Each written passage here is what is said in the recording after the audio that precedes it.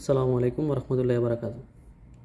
আমি মোহাম্মদ এনায়েতুল্লাহ, সৌদি আরব প্রবাসী। প্রবাস মঞ্চে যুক্ত হয়েছি। আমার ফেনী জেলার পরশুরামে আমার জন্ম। তো সবচেয়ে বড় কথা হচ্ছে আমি একজন বাংলাদেশি। তো আমরা বাংলাদেশিরা সব ক্ষেত্রে অবহেলিত।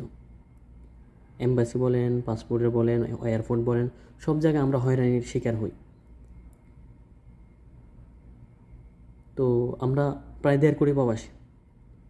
আমরা 1.5 কোটি প্রবাসী যদি প্রবাস মঞ্চ থেকে একটা প্ল্যাটফর্মে আসতে পারি, তাহলে আমাদের উপরে আর কেউ কথা বলতে পারবে না। 10 মিলি করি কাজ, হারে জিতি নাহি লাস। তো আমরা 1.5 কোটি প্রবাসী, আশা করি এই প্রবাস মঞ্চের মাধ্যমে আমরা সবাই একসাথে হয়ে সম্মিলিত হয়ে কাজ করব। আমাদের দাবিগুলো আমরা এই প্রবাস মঞ্চের মাধ্যমে আমরা তুলে ধরব, আদায় করব। সরকার আসবে, সরকার যাবে, কিন্তু প্রবাসীদের নিয়ে কেউ চিন্তা করবে না। তো আমরা যদি প্রবাস মঞ্চের মাধ্যমে কাজ করি, সবাই একসাথে একজোট হই, তাহলে ইনশাল্লাহ আমাদের দাবিগুলো আমরা বাস্তবায়ন করতে পারবো। তো আর দেরি কেন ভাইরা, জলদি আপনারা প্রবাস মঞ্চে রেজিস্ট্রেশন করে ফেলেন। সালামু আলাইকুম।